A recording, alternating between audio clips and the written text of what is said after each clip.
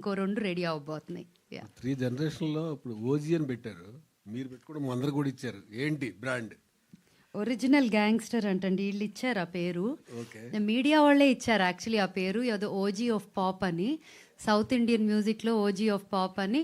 ఇదేదో బాగుంది, నేను తీసుకుంటే బాగుంటుంది అని డిసైడ్ అయ్యి, ఇది ఒక చిన్న ఫనీ స్టోరీ ఉంది. తన లిరిక్స్ రాసుకుంటున్నప్పుడు ర్యాప్కి come on queen of pop set the stage on fire, come back queen take it over అంటే, నోయల్ ప్లీజ్ నోయల్ కొంచెం మరీ అతిగా ఉందేమో ఆపవా అన్న. అంటే మీరు అలా అనకండి, ఇలాగే ఉండాలి అంటాడు. అంటే నేనేమో కాదులే, ఒక 1 డే దాని గురించి ఆర్గ్యూ చేసుకున్నాం, ఇలాగే ఉండాలి అంటే వద్దులే ఇలాగే ఉండాలి. సో ఫైనల్గా ఓజీ అని ఒప్పేసుకున్నా, అందుకనే మీ అందరికీ కూడా పెట్టేశామండి.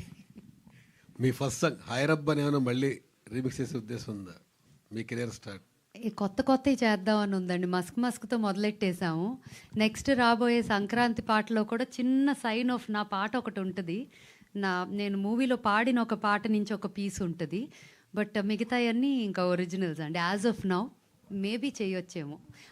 బ్రాండ్ నేమ్ కూడా ఒరిజినల్ అంతేనా? ఓజీయేనా? ఓజీఏ. ఓజీ అంటే ఈ ప్రాజెక్ట్ పేరు ప్రాజెక్ట్ ఓజీ.